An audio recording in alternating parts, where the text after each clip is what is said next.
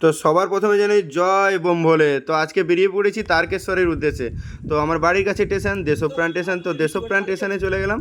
তো দেশপ্রাণ স্টেশনে গিয়ে একটু ভিডিও বানিয়ে নিলাম। ভিডিও বানানোর পর আমরা টিকিট কাউন্টারে গেলাম। তো টিকিট কাউন্টারে দেখো তো লম্বা লাইন ছিল, তো অবশেষে লাইনটা ক্লোজ করে আমি টিকিট কাউন্টারে আসতে পেরেছি। তো আসার পর টিকিট কেটে নিলাম। আমাদের 11টা টিকিট কাটতে হবে, কারণ 11 জন যাচ্ছিলাম, তাই জন্য 11টা টিকিট কাটলাম। তো টিকিট কাটা অলরেডি আমাদের হয়ে গেল। তো তারপরে ঢুকলাম একদম স্টেশনের ভেতরে। তো স্টেশনের ভেতরে ঢুকে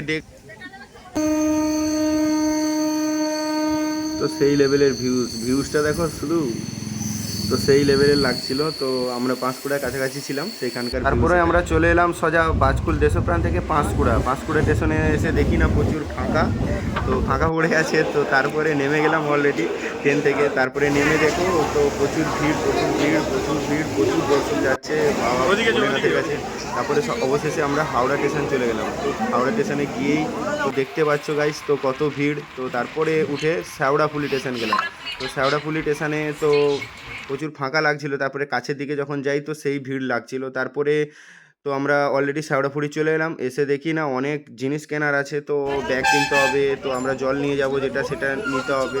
তো না নিলে তো হবে না। তো অলরেডি তো আমরা ওগুলো নিতে শুরু করে দিয়েছি। তো তারপরে একটা ব্যাগ কিনলাম মহাকালের। তো ব্যাগটা কেমন লাগছে তোমরা সবাই বলবে। তো তারপরে ওখানে অনেকজন ভাবছো যে খেতে পাবো কি না পাবো গেলে, তো ওখানে অনেক ভাতের হোটেল আছে, তো অনেক সুন্দরভাবে নিরামিষি হোটেল। তো আমরা একটা হোটেলে ঢুকেছিলাম।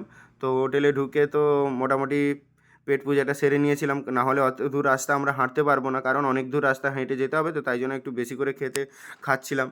তো তারপরে অলরেডি কাছেই চলে গেছিলাম নিমাইয়ের ঘাটে। তো নিমাইয়ের ঘাটে দেখো ওখানে অনেক দোকান আছে। তো অনেকজন ভাবছো যে কোথায় কি কিনবো না কিনবো, তো ওখানে গেলে প্রচুর প্রচুর জিনিস বাড়ি থেকে যে নিয়ে যেতে হবে এরকম কোনো কথা নয়, ঠিক আছে। ওখানে গিয়ে তোমরা সব কিছু কিনতেও পারবে যেগুলো নিয়ে যাওয়ার জন্য। তো জল নিয়ে যাওয়ার জন্য যেগুলো লাগবে সেগুলো অলরেডি ওখানেই পেয়ে যাবে। তো তারপরে আমরা চলে গেলাম সোজা ঘাটের দিকে। তো ঘাটের দিকে তো সব দেখতে পাচ্ছ তো অনেকজন লোক ছিল। তো আমরা যখন গিয়েছিলাম তো তখন একটু ফাঁকা ছিল, কারণ ওই দিনটা একটু ফাঁকা থাকে, কারণ রবিবার সোমবার হলে প্রচুর ভিড় হয়। তো ওখানে একটু ফাঁকা ছিল, তাই জন্য আমরা সুন্দরভাবে সব। তো তারপরে ওই কাকুটা দেখতে পেলো। তো কাকুটা দেখতে পেয়ে আমাকে বলছে একটা তুমি জয় বাবা ভোলেনাথের একটা স্টিকার লাগাও মাথায়, তোমাকে দেখতে ভালো লাগবে। তো তাই জন্য আমি ফাইনালি লাগিয়ে নিলাম। তো লাগানোর পর তো এবার জল তুলতে যাব। জল তোলার দিকে উদ্দেশ্যে গঙ্গার ঘাটে নামলাম। তো গঙ্গার ঘাটে নেমে দেখি না প্রচুর হ্রদ হয়ে গেছিলো, তাই জন্য আমরা আবার একটু সাইড কেটে নেমে তো মাঝের দিকে গেলাম। তো সেই লেভেলে সত্যি খুব মজা লাগছিল, মন থেকে বলছি প্রচুর প্রচুর আনন্দ। তো জলটা যখন গঙ্গায় আমরা নেমে গেলাম তো স্নান করলাম, তো সেই লাগছিল, প্রচুর ভালো লাগছিল। তো মনটা পুরো একদম যা জার্ম ছিল সব পুষে গেল, ঠিক আছে। তো স্নানটা করলাম। স্নান করার পর আমরা জল নিয়ে নিলাম। জলটা তো ভরে নিলাম। ভরে নেওয়ার পর আমরা সোজা একবার উঠবো এবার ঘাটের দিকে। তো উপরের দিকে উঠে দেখি না কিছু ঠাকুর মশাইরা তো ওখানে বলেছিল যে তিলকটা কাটো। তো তাই জন্য তিলকটা কাটলাম, সবাই কাটছে, আমিও কেটে নিলাম। তো দেখো তিলকটা কাটতে কেমন লাগছে তোমরা কিন্তু বলবে কমেন্টে, ঠিক আছে। তো জয় শিবশম্ভু, জয় শিবশম্ভু আমি প্রণাম করে নিলাম, ঠাকুরকে দেখানো হচ্ছে। তো তারপরে ওখানেই সামনে একটা ঠাকুর আছে তো শিবশম্ভুর। তো শিবশম্ভুকে প্রণাম করে নিলাম। প্রণাম করার পর একটু সামনের দিকে ঘাটটা একটু দেখালাম। সবাই বসেছিল, অনেকজন স্নান করতে নামলো, অনেকজন জল তুলতে নেমে গেছে অলরেডি।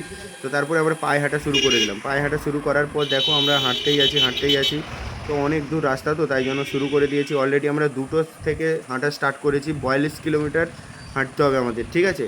তো আমরা অলরেডি শুরু করে দিয়েছি। হাঁটতে একটু হাঁপিয়ে গেছিলাম। তো আজ কারণ প্রচুর রোদ ছিল আর পিচ প্রচুর পায়ে মানে প্রচুর লাগছিল, কারণ পিচটা প্রচুর তেতে গেছিলো রোদের সময়। আমরা 2টোর সময় থেকে হাঁটা শুরু করে দিয়েছিলাম। তো তারপরে আমরা অবশেষে ডাকাত কালী মন্দির, সবার প্রথমে পড়বে ডাকাত কালী মন্দির, ঠিক আছে। ওখানে ডাকাত কালী মন্দিরের কাছে চলে গেলাম। গিয়ে ঢুকে ওখানে একটু রিলস বানানোর পর একটু ঠাকুরের কাছে জল টল দিলাম। জল টল দেওয়ার পর ওখানে ঠাকুর মন্দিরের উপরে উঠতে দিয়েছিল। আমি বলেছিলাম যে একটা ভিডিও বানাবো, তাই জন্য আমাকে ঠাকুরমশাই বলেছিল যে ঠিক আছে তুমি তাড়াতাড়ি চলে যাও, একটা ভিডিও বানিয়ে নাও, আর কাউকে বলো না বেশি কিছু, বললে আবার অনেকজন উঠতে শুরু করবে, তাই জন্য তখন ভিড় হয়ে যাবে। তাই জন্য আমাকে একাই বলেছিল উঠতে, তাই জন্য আমি একাই উঠেছিলাম। তো তারপরে হাঁটতে শুরু। তারকেশ্বর দেখতে পাচ্ছি অলরেডি 22 কিলোমিটার বাকি আছে। তো আমরা তো 22 কিলোমিটার আরও পথ হাঁটতে হবে। অলরেডি আমরা 20 কিলোমিটার পর হেঁটে নিয়েছিলাম। তো তারপরে দেখলাম যে কাশী বিশ্বনাথে চলে এসেছিলাম। তো আলাদা মনের মধ্যে একটা ফিলিংস, তো আর পাচ্ছিলাম না হাঁটতে। তো তাই জন্য অনেক কষ্ট হয়েছিল, কিন্তু তাও আমরা হাল ছাড়িনি যে আমরা হেঁটেই যাব, কোথাও কোনো অন্য কোথাও কিছুতে যাব না। তো ওখানে জলটা ঢাললাম। তো বাবা শিবের কাছে পরপর 3 বছর হয়ে গেল আমার। তো দেখতেই পাচ্ছ গাইস। তো আবার ওখানে প্রণাম করলাম। তো ওখানে কিছু পয়সা দিয়ে প্রণাম করতে হবে, তাই জন্য পয়সা দিয়ে প্রণামটা সেরে নিলাম। প্রণামটা সেরার পর একটু একটু মনে আশা ছিল যে জলটা ঢালবো। আগের বারে গিয়েছিলাম কিন্তু জলটা ঠিক ঢালতে পারিনি। তো তাই জন্য এখন একটু ভালো করে জলটা ঢালছিলাম মন দিয়ে একদম ঠাকুরের কাছে অনেক। তারপরে তো জল ঢালার পর একটু রেস্ট করব কাশী বিশ্বনাথে। তো তাই জন্য একটু চা খেলাম, ঠিক আছে, সবাই মিলে একটু চা পান করলাম আমরা।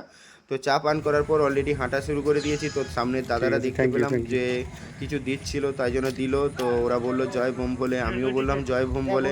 তো সবাই তো জানো, তো বোম ভোলের জন্যই এত কষ্ট আর এত দূরে হেঁটে যাচ্ছি। তো কোনো মনের মধ্যে কোনো কষ্ট নেই, কারণ একটু তারপরে দেখলাম যে পাটা একটু হয়ে গেছে। তো সবাইকে একটু শেয়ার করি কেমন কী হয়েছিল।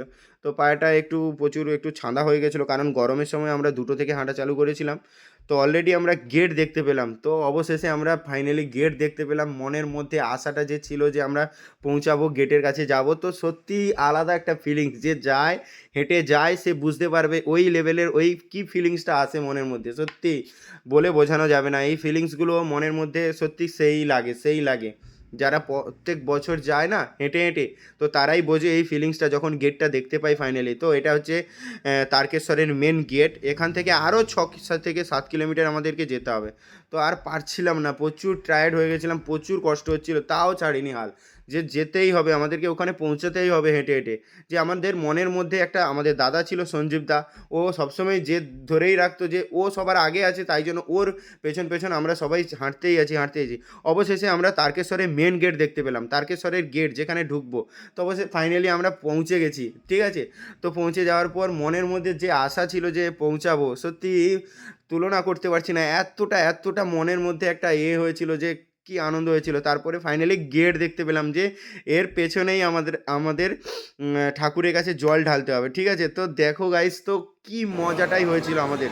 তো তারপরে ভেতরে ঢুকে গেছিলাম। এখানে তো ক্যামেরা অ্যালাউ নয়, তাও কোনোরকম করেছিল, ম্যানেজ করতে পেরেছি।